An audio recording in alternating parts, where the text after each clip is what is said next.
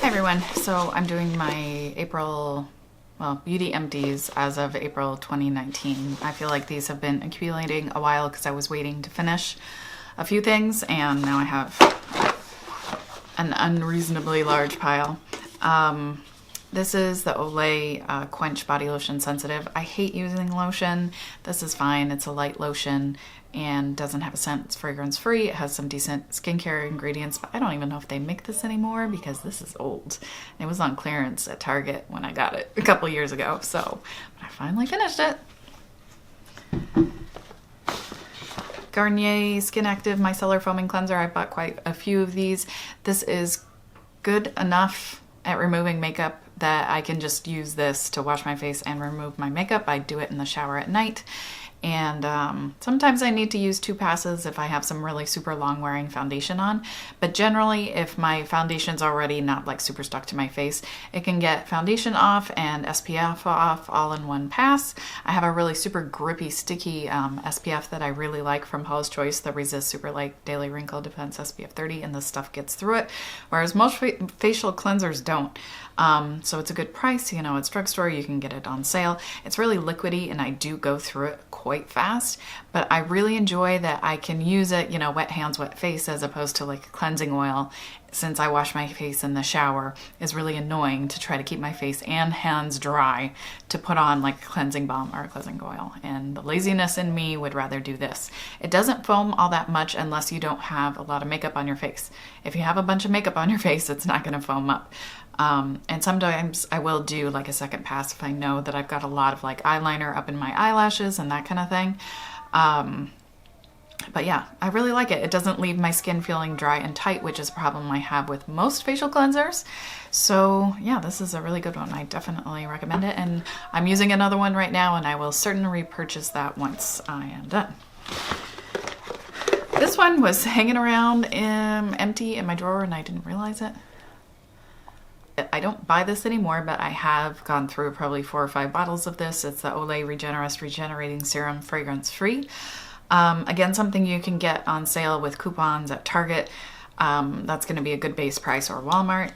And this I found through Paula's Choice Beautypedia, like many of these things, and they just are looking for like good ingredients, non-irritating ingredients, things that are like clinically proven good ingredients at good useful concentrations, and they look at pH and all that stuff.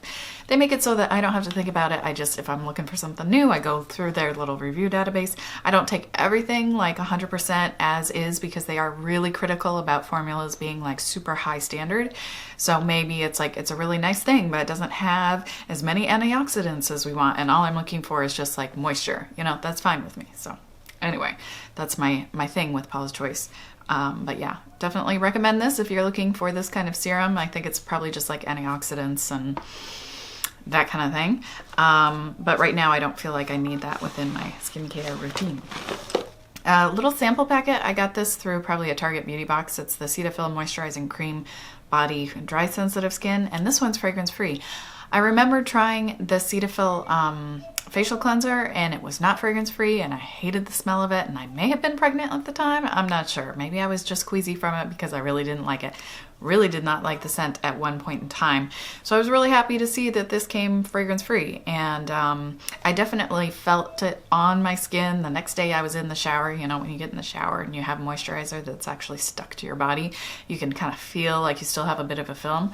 I feel like this did this. I can't say whether or not like it was really good for my particular dryness body-wise during the winter, but it did stick around, and I feel like that's at least one thing, and it's an affordable brand. So if you're looking for a somewhat moisturizing cream, maybe, I don't know, I can't really say.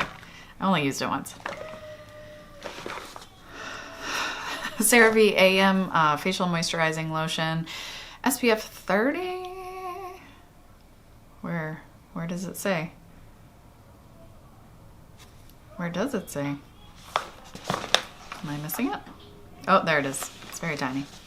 Yeah, SPF 30. It says normal to dry skin. I would say if you have dry skin, at least in my experience, I needed some extra moisture underneath this, which is fine. I always do some amount of moisturizer underneath my SPF. So that does not bother me. What bothers me about this is that it tends to ball up on me, and it seems to be related to like the edge of the sunscreen. So if I could perfectly blend it out like all the way down my neck and have no like edges of sunscreen at my jawline or up at my hairline or on my cheeks, it was fine, but I feel like I could never blend this out perfectly. And then when I tried to go do my foundation, it would just like ball up and be ugh. So I like this very fine, like on my neck, when my neck isn't like breaking out in a rash, which it is right now, and I don't know why. Which is why this shirt's bothering me a lot more than usual, because I've got like Aquaphor on my neck and my hair is sticking to my neck, and then the shirt creeps back and starts pushing on the rash, and it's a whole thing. Anyway, so I like this for on my neck or times when I'm not going to wear foundation, but if I'm going to wear foundation, I do not like this. So it's a nice sunscreen. Again, Paula's Choice likes it, but a bit of a problem for me with foundation, since I wear foundation every day, more or less. Every once in a while I'll do a look without foundation, but it's pretty unusual. CeraVe PM. I have bought so many of these bottles. I don't even know how many. 5+ probably. Ultra lightweight is a great description of this. It's just a nice light layer of moisture. If you have dry skin, it's certainly not going to be enough, but I feel like this kind of allows me to kind of customize like how much moisture I'm getting depending, like day to day. My skin is kind of volatile. Sometimes it's a lot more dry, sometimes it's less dry. I'm sure I could track it down to like foundation I'm using is drying on my face, or the weather, or who knows what, but this is a nice one.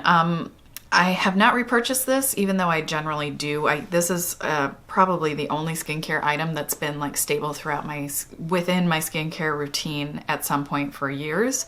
But I'm just trying to use up some of the other moisturizers I have. So right now I'm mixing two things, which is kind of nice because then I can like customize how much moisture I'm getting day to day because I'm mixing them. So I'm using the Clinique Dramatically Different jelly, the clear one, with a Paula's Choice Skin Recovery like replenishing moisturizer, and depending how dry my skin is, I put more or less of that replenishing moisturizer because it's too much for my skin. It will cause me to break out if I use just that one by itself all over my face. So I'm able to get kind of a similar level of moisture as the CeraVe, I don't remember. It's like the seborrheic dermatitis I have on my face. One day, I'm going to remember how it's pronounced. Today is not that day. Another skincare thing, definitely would repurchase it at some point though, and highly recommend it if you're looking for a nice kind of lightweight moisturizer that has good ingredients in it. Went through a big tube of the Differin gel. This is the Adapalene gel 0.1%. This used to be prescription only in the US, and now it's over the counter in the US. It's still prescription only in some places, most places, I think. So it's a retinoid. Its usage is for acne, though from my experience, it does improve the texture of skin like other retinoids would. And depending on your situation, it could actually be cheaper, I think, to get like a prescription retinoid that's not Differin with your doctor. But for right now, I like this. I can just buy it at Target and I don't need to see a doctor about anything. And it's really improved the texture of my skin, though it has made my skin more dry for sure. And I went through a fairly long period where my skin was pretty irritated and sore and red. And it really took a lot of changes to my skincare routine to kind of cut out other active ingredients to avoid irritating my face, because this is doing a lot of stuff to my face, and my face can't really tolerate, you know, chemical exfoliants on top of, not on top of, but like I was trying this at night. I use this every day, and I was using this at night and then like a BHA during the day, and it was just too much. I've actually had more breakouts since I started the Differin, though I feel like I think I've gotten my face into a skincare routine. That was a weird way of saying it. I think I figured out a skincare routine that I can use that is helping the breakouts go down. I think I've just after this last baby, I think I'm just getting more hormonal acne again, which is funny because I had acne forever until I had my first kiddo, and then it definitely went way down. And since like 5 years ago until like 6 months ago, I really had very little acne. And then I stopped nursing my third kiddo and started using the Differin, and all of a sudden I started breaking out again. I was like, wait, what? But I do think some of it is hormonal, which is weird because it really had kind of gone away. But I do know that that helps when I do have breakouts. They go away faster. I've stopped using anything else for the breakouts. I don't use benzoyl peroxide, which was always my like go-to if I had a really big sore cystic acne type spot happening. I don't use that anymore because it's too irritating for my skin, which is just like at its limit with the Differin.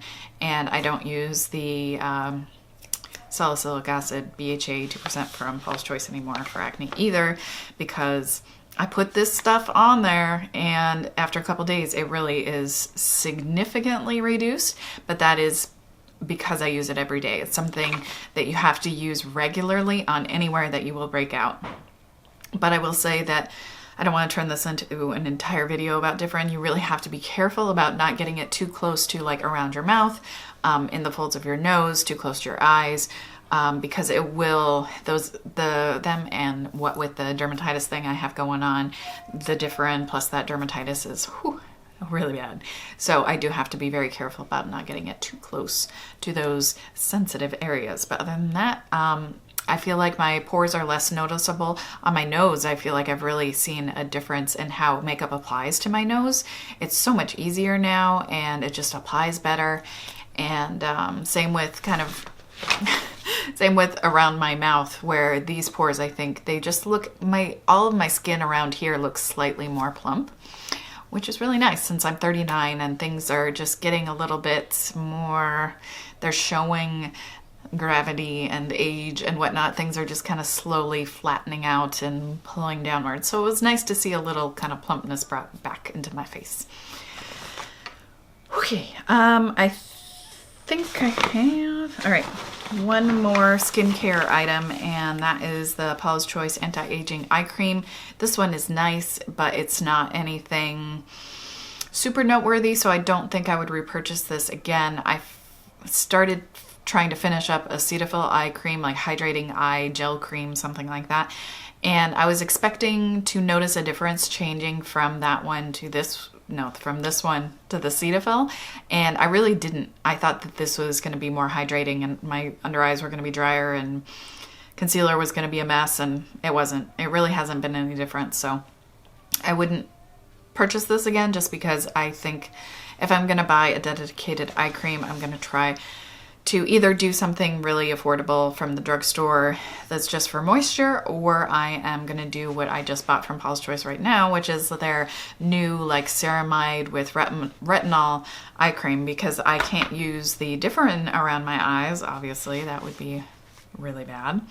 I wanted to have something with a little bit more active ingredients to hopefully just help smooth out some lines and add a little bit thicker of skin. I think vitamin C is good for increasing the thickness of your skin a little, so that dark circles appear less noticeable because it's not showing like all that veining and stuff underneath. Whatever. I'm hoping that I'll see some sort of difference, because if not, it was a very expensive eye cream and I won't buy it again. But that's what I have to replace this and the Cetaphil. Okay, couple things I'm throwing away. So a couple eyeliners that came through Boxycharm that I'm throwing away. Same brand, this jonteblu Glittering Star eyeliner was the glittery one, and this one was just eyeliner pencil and charcoal. They were both dry. The glittery one was okay-ish, but it was kind of crumbly, and I'm not going to wear black glitter eyeliner, to be quite honest, and the gray one was just dried out. I'm not going to wear these. I'm not a huge pencil liner user unless it's something like a color. So I have black and brown and gray eyeliners that are much nicer formulas, so no point holding on to those. And they're so lousy that I would not even want to give them to someone because they're just bad quality. Finally, given up on this one. This is the L'Oreal, why was this even in my drawer? L'Oreal Brow Stylist Plumper. It's discontinued. This is the light to medium shade. When I was dyeing my hair, to give you an idea how old this is, I haven't dyed my hair in over 2 years. When I was dyeing my hair, it was a lot warmer colored than my natural color, and it was a little bit lighter. And this would, after I dyed my eyebrows, they would generally be a little bit dark and cool, and so this would lighten them up a little bit and add some warmth, but it was like a golden tone. But it's all pointless because this is discontinued, so this doesn't have good hold. It doesn't hold up to eyebrow sweat, so not a great fit for me because my eyebrows are very droopy and very sweaty at the front of this eyebrow, which can make eyebrow products run. But the color was nice, and the little spoolie was nice. It was a nice product if you didn't have those particular requirements. But I did use a ton of it when I was dyeing my hair, which I haven't been for a really long time. This NYX Worth the Hype mascara sample, I'm sure I got gift with purchase from Ulta. Kind of a traditional bristle brush. I just didn't feel like it was anything noteworthy. It's not anything I would go out of my way to purchase. It wasn't bad, but it wasn't good. This is something I've bought off and on quite a few times. It's the CoverGirl Clump Crusher Water Resistant. Generally, I will use this as my lower lash mascara because the wand is just easy for me to navigate in my lower lashes, and I don't like make a big mess, though sometimes I still do. And it holds up well to a small amount of, like, you know, small amount of crying, watery eyes, etc. I don't have a problem with mascara transferring.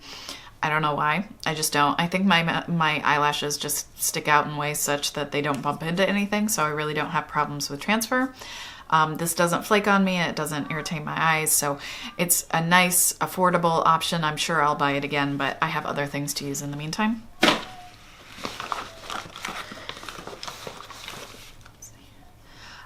This Grande Lash Lash Enhancing Serum, I had gotten this in like a Sephora play box that was discounted, and I got it during a sale. So anyway, I thought, sure, why not? I don't know that I was 100% great at applying it without having like an eye cream on. I did make sure to go a couple months where I was applying it religiously every night, but sometimes I did put it over an eye cream, so I don't know if that was like disrupting the efficacy of this. I honestly didn't notice a difference.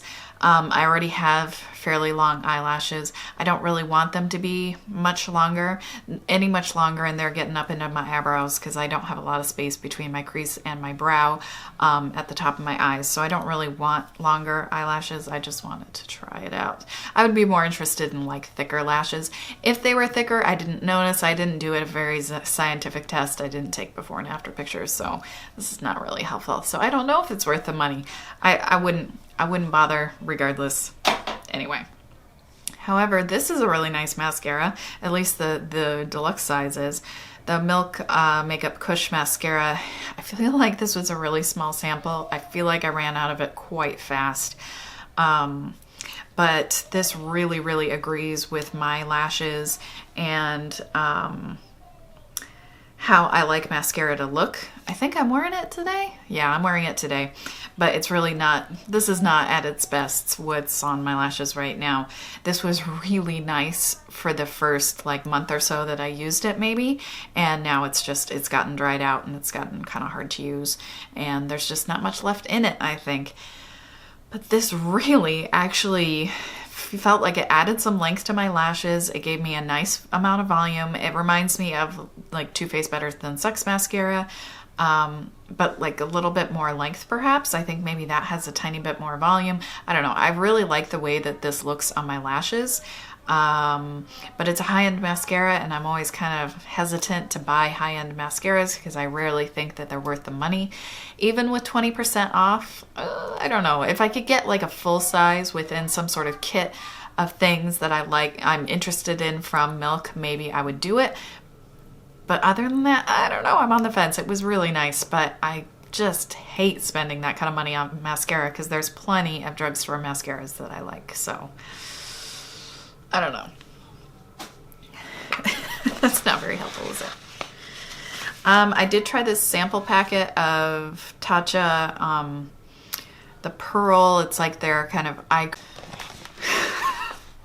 Can I tell you how frustrating this is? This is like the 4th time I've run out of space because, and second day I've tried to record this video. It's just, yesterday I just gave up. I'm like, fine, it's not happening today. But today I'm committed to making it happen, but okay. I tried this little sample of the Tatcha The Pearl, which is their kind of eye cream with a little color to it. I didn't find that it was super great under concealer for me. My under eye area tends to get very cakey very fast, and this is not something that I felt like layered well with concealer on me, and it's very expensive. I was very enticed by it at first, but what I've actually been doing lately, though not today, most days the past week or so, I've been using the Benefit erase paste, but they changed it. It's like Boing Brightening, I think. The one that's a corrector, the lightest shade of the corrector. I've been using that very, very sparingly, and that's actually been working out quite well for me, and I think the level of moisture is good for me. This just did not work out well for me. I did get several uses out of it, but I felt like it wasn't great for me personally under my eyes with my makeup. So I use this. I don't know what I could tell you about this other than the color wasn't a problem. It's the Supergoop SPF Invincible Setting Powder SPF 45 and translucent. I don't know how you even fathom like how much SPF you're getting from a powder like this. Obviously you can't rely on it for your full amount of SPF during the day because you have no idea. But it's just the idea of like layering SPFs, you know, just get a little bit more. I like that idea fine, but then realistically I don't like to what do I not like to do? I don't like to wear powder on my face.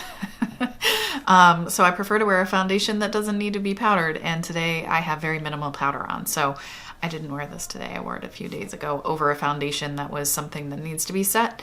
But it didn't show up as, I don't think it affected the color of my foundation, so that's all I can really tell you. It was fine, and I enjoy the idea of an SPF powder, so if I found myself in a place where I wanted to powder all of my face all the time, then I might think about getting it because it was fine. But I don't know if it would really enhance like the longevity of my foundation, or if I would have to like set my foundation with my Stellar Cosmic Face Haze stuff, which is really good at helping foundation wear nicely, and then go over with this. And I mean, that's a lot of powder. I'm too old to be wearing that kind of powder. So I don't know. If you're looking for an SPF powder, I would look at it as an option. And I think it's one that is pressed. No, not pressed. Now it comes in one of those little funky, I did use like a Peter Thomas Roth SPF powder that had the worst scratchy, nasty brush. So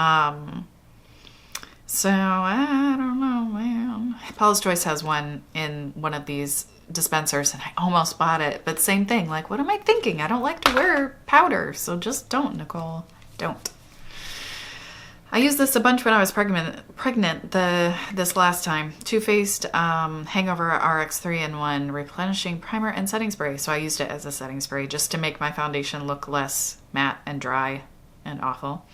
There was some particular facet about how dry my skin was when I was pregnant that my skin is dry now, and I feel like this negatively impacts my ability to keep foundation on my face.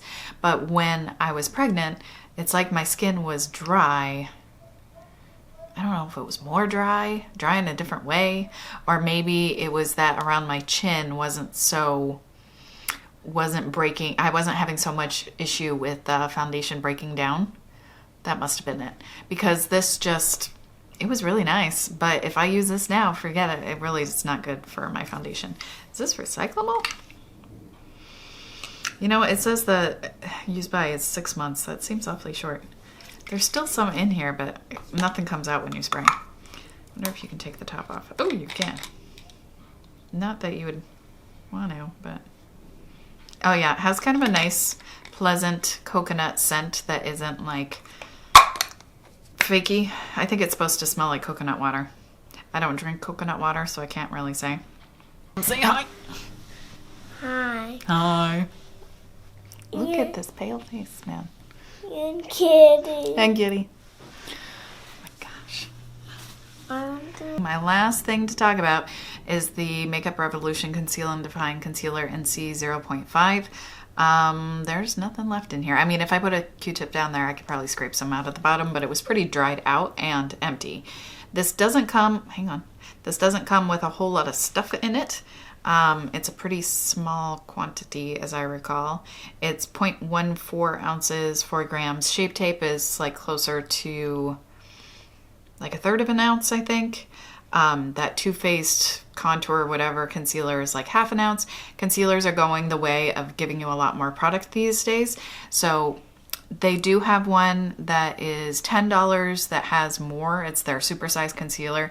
I almost purchased it. What I use this for is eyelid priming for eyeshadow. And I like it a lot for that. It works really, really well. And the C0.5 shade actually works pretty well because it's really like kind of pink and brightening.